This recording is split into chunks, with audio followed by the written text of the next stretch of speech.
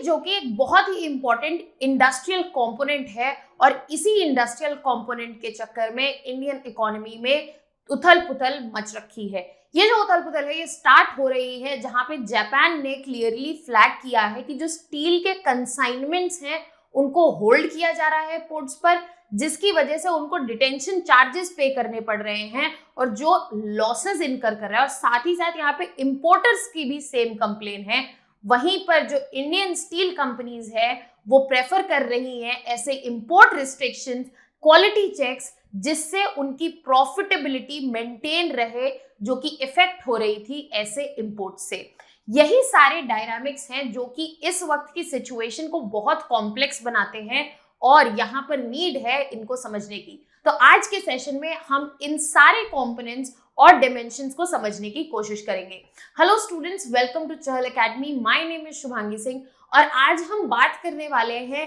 कि कैसे स्टील जो यहाँ पर इंपोर्ट हो रहा है जापान से, उससे रिलेटेड इशू जापान ने फ्लैग किया है, यहाँ पर उससे रिलेटेड इश्यूज इंपोर्टर्स क्या फेस कर रहे हैं और साथ ही साथ इंडियन स्टील कंपनीज का इस पर्टिकुलर इशू पर क्या ओपिनियन है। यहाँ पर साथ ही साथ मैं इंट्रोड्यूस करना चाहूंगी आप सभी को नवंबर नॉलेज फेस्ट सेल से जो चहल एकेडमी लाया है, ताकि आप अपनी तैयारी एक अफोर्डेबल वे में सही तरीके से और बेहतर तरीके से शुरू कर सके, जिसमें हमारे पास UPSC IAS recorded foundation batch है जो कि अवेलेबल है ओनली फॉर 19,999 एंड यहाँ पर UPSC IAS online live foundation batch है जो कि अवेलेबल है 49,999 में। यहाँ पर आपको GS, NCERT, CSAT, SA lectures, current affairs lectures के साथ साथ test series, answer writing practice और यहाँ पे पर्सनलाइज्ड मेंटरशिप भी मिलेगी। All you have to do is use the code NK50 code use करके आप ये ऑफर अवेल कर सकते हैं और यहाँ पे और जानकारी के लिए डिस्क्रिप्शन बॉक्स में दिए हुए लिंक पर भी क्लिक कर सकते हैं। आगे बढ़ते हैं अपने टॉपिक की तरफ। अब यहाँ पर जापानीज एम्बेसी ने ये इशू फ्लैग किया है दो मिनिस्ट्रीज के पास, मिनिस्ट्री ऑफ स्टील और साथ ही साथ ministry of commerce and industry के पास, कि यहाँ पर जो जापानीज स्टील कंसाइनमेंट्स हैं जो कि इंपोर्ट हो रहे हैं इंडिया में, उनको डीले किया जा रहा है इंडियन पोर्ट्स पर और ये डीले जो है वो कस्टम्स द्वारा किया जा रहा है, क्योंकि इन जापानीज कंसाइनमेंट के पास नो ऑब्जेक्शन सर्टिफिकेट जो है वो नहीं है। अब ये जो नो ऑब्जेक्शन सर्टिफिकेट है वो क्वालिटी कंट्रोल मीटिंग्स के बाद मिलता है और क्वालिटी कंट्रोल मीटिंग्स जो हैं इस वक्त सस्पेंड की जा चुकी हैं और ये सस्पेंडेड हैं सिंस सितंबर 2004। अब क्योंकि क्वालिटी कंट्रोल मीटिंग्स जो हैं वो सस्पेंडेड हैं, यहाँ पर एनओसीज इशू ही नहीं हो रहे हैं, जिसकी वजह से ये डीले जो है फर्दर बढ़ता जा रहा है और इस इशू को जापानीज एम्बेसी ने फ्लैग कर दिया है दोनों ही मिनिस्ट्री के पास, ministry of steel and ministry of commerce and industry. अब यहाँ पे जापानीज कंपनी का कहना है कि इस सिचुएशन की वजह से उन्हें हैवी चार्जेस पे करने पड़ रहे हैं, डिटेंशन चार्जेस पे करने पड़ रहे हैं, क्योंकि उनकी जो शिपमेंट्स हैं वो पोर्ट पर रुकी हुई हैं और बार बार ये जो रिपीटेड कम्युनिकेशन किया जा रहा है इंडियन अथॉरिटीज के साथ, उनको ये इशू जो है बताया जा रहा है, उसके बाद भी इन्हें यहाँ पर कोई रेजोल्यूशन नहीं मिला है, जिसकी वजह से जो कमर्शियल एक्टिविटीज है वो डिसरप्टेड है। अब यहाँ पर एनओसीज जब तक नहीं मिलेंगे, नो ऑब्जेक्शन सर्टिफिकेट जब तक नहीं मिलेंगे, ये जापानीज स्टील इंपोर्ट्स जो इंडिया में आए हैं उनके पास रिस्क बना रहेगा कि वो पूरी तरह सस्पेंड हो जाए और यहाँ पर जो फाइनेंशियल लॉस चल रहा है इन जापानीज स्टील कंपनीज को जिन्होंने एक्सपोर्ट किया है अपनी कंट्री से, उनको ये फाइनेंशियल लॉस बियर करना पड़े। अभी जो फाइनेंशियल लॉस है ये सिर्फ जापानीज कंपनी के एंड पे नहीं है, ये उन इंपोर्टर्स के एंड पे भी है जो ये स्टील कंसाइनमेंट्स जो हैं मंगा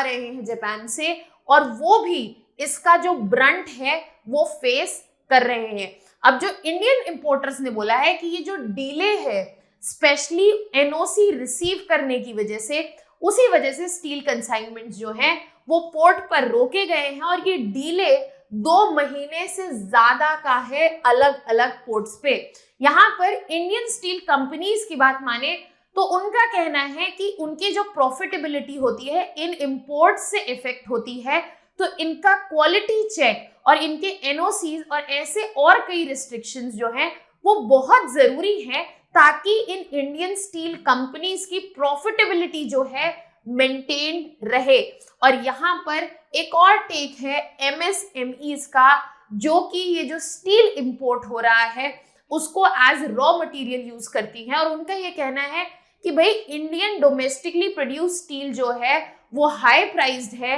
और यहाँ पे इंडियन स्टील कंपनीज जो हैं कार्टेल्स की तरह काम करती हैं, वो हाई प्राइस पे रखती हैं, तो हमारे लिए इंपोर्ट बेहतर है। यहाँ पे इंपोर्ट इजी करना चाहिए ताकि यहाँ पर जो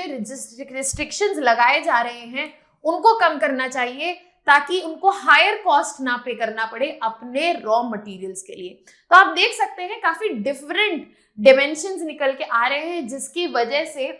ये क्योटिक सिचुएशन जो है स्टील इंडस्ट्री में एग्जिस्ट कर रही है। एमएसएमईज का क्लियरली कहना है कि डोमेस्टिक स्टील जो है ओवरप्राइज्ड है, और इंडियन स्टील कंपनीज जो हैं साथ में आके कार्टेल्स बना लेती हैं, जिसकी वजह से कॉस्ट जो है बढ़ जाता है और उनके लिए काफी प्रॉब्लमेटिक सिचुएशन हो जाती है। इसी वजह से उनका प्रेफरेंस रहता है इंपोर्टेड स्टील पर, बिकॉज वो काफी अफोर्डेबल पड़ता है as compare to domestically produced steel. साथ ही साथ यहाँ पे जो ट्रेडर्स हैं वो अपना फ्रस्ट्रेशन एक्सप्रेस कर रहे हैं कि यहाँ पर उनको अननेसेसरली प्रेशराइज किया जा रहा है कि डोमेस्टिक स्टील खरीदा जाए, जबकि उनको पता है कि ये कॉस्ट ऑफ प्रोडक्शन जो है बढ़ा देता है, और यहाँ पर उनको जो वैरायटी चाहिए वो अनअवेलेबल है या फिर ओवर प्राइस्ड है। और साथ ही साथ जो इंपोर्टर्स हैं जो यहाँ पर स्टील मंगवाते हैं बाहर से, उनको एनओसी नहीं मिल रहा है, वो यहाँ पर जो उनका स्टील कंसाइनमेंट है वो अलग अलग पोर्ट्स पे एनओसी ना मिलने की वजह से रुका हुआ है, जिसकी वजह से यहाँ पे जो ट्रेडर्स हैं जिनको इन इंपोर्ट्स की रिक्वायरमेंट है वो काफी फ्रस्ट्रेशन में है कि अगर उनको डोमेस्टिक स्टील खरीदना पड़ा तो उनका cost of production drive up होता है, और अगर वो इंपोर्टेड स्टील का वेट करे तो उनका जो प्रोडक्शन है वो टाइमली नहीं हो सकता, बिकॉज यहाँ पे गारंटी नहीं है कि ये कंसाइनमेंट्स जो हैं कब कब रिलीज होंगे और कैसे मैनेज होंगे। तो ओवरऑल यहाँ पर जो मैन्युफैक्चरर्स हैं उनकी ability to conduct business and production जो है वो डायरेक्टली इफेक्ट हो रही है, और यहाँ पर इंडस्ट्री पे इफेक्ट देखा जा रहा है।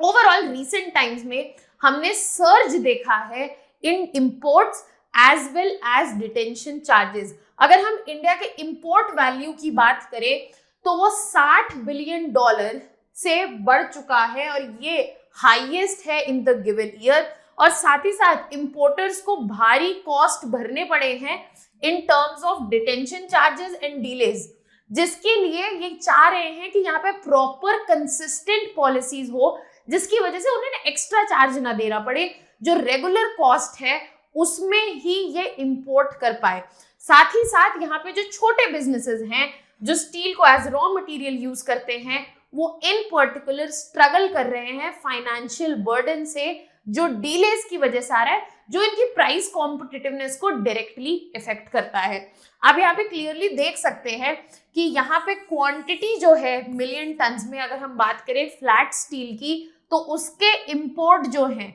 वो बढ़ते हुए दिख रहे हैं। तो यहाँ पर जो डिमांड है इन variety of steel, specially flat steel जो स्पेशलिटी स्टील्स है, उनकी डिमांड बढ़ती हुई दिख रही है, इसलिए हमें इंपोर्ट सर्ज होते हुए दिख रहे हैं। और यहाँ पर अगर इंपोर्ट जो है प्रॉपर कंसिस्टेंट पॉलिसी से फैसिलिटेटेड नहीं होगा तो यहाँ पे बिजनेसेस और इंडस्ट्रीज भी आने वाले समय में सफर करेंगी। अब जो यहाँ पे जापानीज एम्बेसी ने यहाँ पे इशू को फ्लैग ऑफ किया था, वहां पर यहाँ पे ministry of commerce and industry ने क्लियर कर दिया है कि जो इशू है वो मिनिस्ट्री ऑफ स्टील के ज्यूरिसडिक्शन में है और वो इसको टैकल कर लेंगे। साथ ही साथ ट्रेड एक्सपर्ट्स ने क्लियरली वार्न कर दिया है कि इंडिया की जो स्टील यूजिंग कंज्यूमिंग इंडस्ट्रीज हैं वो इस वक्त क्राइसिस में है, क्योंकि उनको समय पर अपने कंसाइनमेंट्स नहीं मिल रहे हैं because of port delays and bureaucratic inefficiencies. साथ ही साथ कस्टम अथॉरिटीज जो हैं उन्होंने एक्स्ट्रा एडिशनल अननेसेसरी रिक्वायरमेंट्स जो हैं ऐड कर रखी हैं। जैसे कि अगर हम बात करें BIS NOC की, यहाँ पर BIS का नॉन ऑब्जेक्शन सर्टिफिकेट जो है स्पेशली उन प्रोडक्ट्स का जो क्वालिटी कंट्रोल के ऑर्डर्स में नहीं आता है, अब इन सारे प्रोसीजर्स की वजह से कंफ्यूजन भी हो रहा है और डिले भी होता जा रहा है, जिसकी वजह से ये लोग बोल रहे हैं कि एक कंसिस्टेंट पॉलिसी फ्रेमवर्क होना चाहिए ताकि जो इंपोर्ट्स हैं वो इजीली हो पाए। और यहाँ पे जिन इंडस्ट्रीज को स्टील की जरूरत है, स्टील कंज्यूमिंग इंडस्ट्रीज जो हैं, उनको प्रॉपर टाइम पर ये अवेलेबल हो सके ताकि ये अपना प्रोडक्शन फंक्शन जो है प्रॉपरली फुलफिल कर सके। अब यहाँ पर जो अचानक से हमें इंपोर्ट सर्ज देखने को मिला है और साथ ही साथ जो इसके कॉस्ट बढ़ गए हैं, उसकी वजह से स्टील इंडस्ट्री का ट्रेड डेफिसिट जो है वो क्रिएट हो गया है। और यहाँ पर अगर हम बात करें तो एक सिग्निफिकेंट ट्रेड डेफिसिट देखने को मिल रहा है कोर स्टील में, जहां पर हमारा इंपोर्ट जो है वो $18.6 बिलियन का है और एक्सपोर्ट जो है मात्र $11.9 बिलियन का है। बट ओवरऑल यहाँ पर अगर हम स्टील प्रोडक्ट्स में बात करें तो इंडिया जो है वो सरप्लस में रन कर रही है। यहाँ पे ट्रेड सरप्लस है क्योंकि यहाँ पे एक्सपोर्ट्स जो हैं 9.9 बिलियन के हो रहे हैं और इंपोर्ट्स जो हैं 5.1 बिलियन का हो रहा है। बट यहाँ पर कोर स्टील का जो डेफिसिट है, ओवरऑल डेफिसिट जो है वो यहाँ पर काफी चैलेंजेस पोज करता है और यहाँ पर ये पॉइंट आउट करता है कि इवन दो स्टील प्रोडक्ट्स में हमारा एक्सपोर्ट जो है सरप्लस में है, it calls for intervention and proper policy making ताकि हम जो ट्रेड डेफिसिट कोर स्टील में देख रहे हैं हम उसको एड्रेस कर सकें। और ये टाइमली इंटरवेंशन जो है वो जरूरी है ताकि जो हमारी स्ट्रॉन्ग एक्सपोर्ट परफॉर्मेंस देखने को मिल रही है वो हिंडर ना हो अननेसेसरली प्रोसीजर्स की वजह से और वो ट्रेड डेफिसिट की तरफ जाती हुई ना दिखे। अब इसके अलावा यहाँ पर जो इंपोर्ट सर्ज हुआ है वो सिर्फ डिटेंशन कॉस्ट की वजह से नहीं, इंक्रीज इन इंपोर्ट भी देखने को मिला है। अब यहाँ पर जो इंक्रीज डिमांड है वो इंपोर्ट्स में आई है बिकॉज स्पेशलिटी स्टील का डिमांड जो है बढ़ता हुआ देखा गया है। स्पेशली फ्लैट रोल्ड स्टील की बात करें या स्पेशलिटी स्टील्स की बात करें, जो कि इंडस्ट्रीज जैसे कि डिफेंस, एरोस्पेस में इनकी बढ़ती हुई डिमांड देखी गई है। इसके अलावा जो मेजर इंपोर्ट्स हैं वो इंक्लूड करते हैं steel scrap, ingots, stainless steel and ferro alloys. ये जो ग्रोइंग डिमांड है यही हाईलाइट कर रही है क्लियरली कि इंडियन डोमेस्टिक स्टील का जो प्रोडक्शन है उसकी लिमिटेशंस क्या है, सिर्फ कॉस्ट के टर्म में नहीं, diversity of product as well as quality of product के टर्म्स में भी। और इसी वजह से इंडियन स्टील इंडस्ट्री को डिपेंडेंट होना पड़ रहा है इंपोर्ट्स पर,